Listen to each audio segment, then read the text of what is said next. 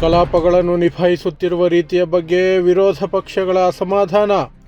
Rajya Sabha speaker Dhankhar ವಿರುದ್ಧ ಅವಿಶ್ವಾಸ ನಿರ್ಣಯ ಮಂಡಿಸಲು ಇಂಡಿಯಾ ಮೈತ್ರಿಕೂಟ ನಿರ್ಧಾರ.